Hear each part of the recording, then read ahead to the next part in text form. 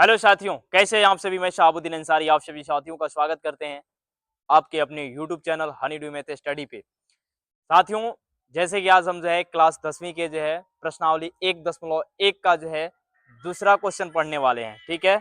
और इसमें हम सीखेंगे कि इस क्वेश्चन को कैसे सॉल्व करना है, ठीक है। और इसको फनी वे में सीखने का प्रयास करेंगे, ठीक है बाबू। चलिए स्टार्ट करते हैं आज का लेक्चर, ठीक है। पूर्णांकों के निम्न युग्मों का एलसीएम और एचसीएफ ज्ञात कीजिए। क्या क्या ज्ञात करना है बाबू? एलसीएम और एचसीएफ। ये तो बहुत सोचने वाली बात हो गई यार, 10 में आ गए एलसीएम एचसीएफ, ढंग नहीं आता है। गजब की बात है। नहीं, हमें जो है सीखना है। क्या करना है? सीखना। और इससे बोर्ड एग्जाम में आपका जो है 1 नंबर का बहुविकल्पी और 2 नंबर का एक क्वेश्चन जो है 100% पूछा ही जाता है। यानी कुल 3 मार्क्स जो है इस चैप्टर से कंफर्म है कि बोर्ड एग्जाम में आना है, चाहे आप उसके लिए कुछ भी कर लीजिए। यानी 3 मार्क्स आपका जो है, अगर इस क्वेश्चन को पढ़ लेते हैं, तैयार। 3 मार्क्स तैयार, बोर्ड एग्जाम की बात कर रहे हैं, ठीक है। चलिए स्टार्ट करते हैं आज का क्लास। ज्ञात कीजिए और इसकी जांच भी कीजिए कि दो संख्याओं का गुणनफल बराबर क्या होता है? एलसीएम गुणे एचसीएफ होता है, ठीक है। ये भी चेक करना है। चलिए स्टार्ट करते हैं। देखिए यहां पर लिखेंगे हल। हल में क्या लिखेंगे बाबू? 26 का कर दीजिए गुणनखंड। क्या कर दीजिए? 26 का क्या कर दें? गुणनखंड कर दें। तो 26 का गुणनखंड क्या होगा बाबू? 2 गुणा का क्या होगा बाबू? 13 होगा। 2 गुणा का क्या हो जाएगा? 13। इसी प्रकार 91 का कर दीजिए। 91 का जब आप करोगे तो क्या क्या आएगा बाबू? तो ये आ जाएगा आपका 7 गुणा क्या हो जाएगा बाबू? 13। 7 गुणा क्या हो जाएगा? 13। हम निकालते पहले एचसीएफ। क्या निकाल लेते बाबू? एचसीएफ निकाल लेते हैं। क्या निकाल लेते हैं? एचसीएफ। एचसीएफ का मतलब इसका पूरा नाम क्या होता है? इसका पूरा नाम होता है मौसम महत्तम समापवर्तक, यानी highest common factor. Highest common factor मतलब उच्चतम गुणनखंड। क्या होता है? उच्चतम गुणनखंड, जिससे वह संख्या दोनों का दोनों क्या हो जाए?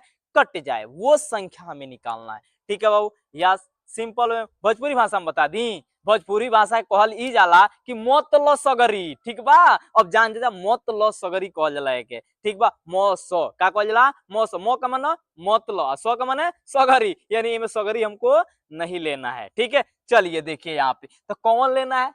जौन एक खान है, समझ गए ना। जौन एक तरह दिख रहा होगा, एक तरह जौन जौन दिखाई दे रहा होगा, एक तरह जौन होगा, जौन के अखियो वही तरह होगा, मुंह वही तरह होगा, दतो वही तरह होगा, ठीक है ना। उसी को बस लेना है। तो उसी को क्या कहते हैं? मौस। क्या कहते हैं? मौस। तो यानी यहाँ पर देखिए दोनों में कौन मिल रहा है भाई? तो 13, यानी गुण मिल रहा है 13 13 का। किसका किसका गुण मिल रहा है? 13 13 का। तो मौसा इसका यानी एचसीएफ कितना हो जाएगा बेटा?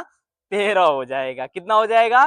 13। इसी प्रकार अब क्या निकालते हैं? एलसीएम। क्या निकालते हैं बाबू? एलसीएम। एलसीएम का मतलब क्या होता है? एलसीएम का पूरा नाम होता है latest common multiple. Latest common multiple मतलब वह संख्या जिससे वो दोनों संख्या कट जाए। जिससे दोनों संख्या से वो संख्या क्या हो जाएगा बाबू? कट जाए, उसको कहा जाता है एलसीएम। क्या कहा जाता है? एलसीएम। इसको सिंपल वाली हिंदी वे में क्या कहा जाता है? लघुत्तम समापवर्तक। क्या कहा जाता है?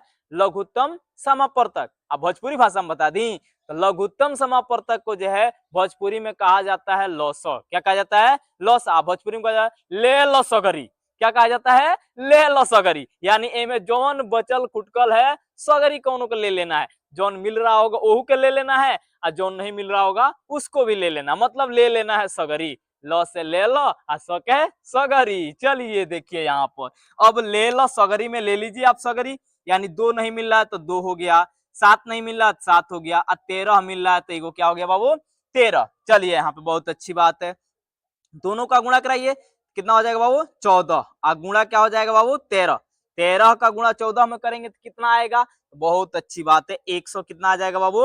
82 आ जाएगा। कितना आ जाएगा? 182। अब हमें जांच करना है। क्या करना है बाबू? जांच। चलिए जांच करते हैं। अब लिखेंगे यहाँ पर अब जांच। अब क्या लिखेंगे बाबू? जांच। अब लिखेंगे क्या चीज? जांच। अब जांच में क्या करेंगे? तो लिखा है दो संख्याओं का गुणनफल। क्या लिखा है बाबू? दो संख्याओं का गुणनफल बराबर क्या होता है बाबू? एलसीएम गुणे क्या होता है?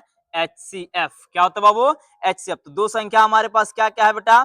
तो दो संख्या हमारे पास है 26 और 91। तो 26 यहाँ पे क्या लिखेंगे बाबू, 26 और गुणा क्या लिखेंगे 91 इज इक्वल टू एलसीएम कितना आया हमारा 13, सॉरी 182 कितना आया बाबू 182, एचसीएफ कितना आया बाबू 13, कितना आया बाबू 13। चलिए अब इसका गुणा करा देते हैं, ठीक है गुणा कराएंगे, इसका दोनों का गुणा कराइए, इसका कितना आएगा बाबू 26 का यहाँ पे गुणा कर लेते हैं। चलिए 26 गुणे क्या कर देते बाबू 91। तो ये एक यहाँ पे 1 छके 6 हो जाएगा, यहाँ पे 2 हो जाएगा, 9 छके 54 हासिल का 5, 9 दूना 18, 5 कितना होता है बाबू 23, कितना होता है 23। तो यहाँ पे 6 हो जाएगा और ये हो जाएगा 3 और ये हो जाएगा 2, यानी 23 66 आ जाएगा। कितना आ जाएगा बाबू 23 66, कितना आ जाएगा 23 66। इधर भी गुणा कर दीजिए, इधर भी गुणा करिए, 13 दूना कितना होता है 26 का 6 हासिल का कितना हुआ बाबू 2, और 13 वटे 104, 13 वटे 104, 104 और 2 कितना होता है 106 हासिल का कितना 10, और 13 कम 13 10 कितना होता है बाबू 23, यानी इसका मतलब हमारा आंसर क्या आया बाबू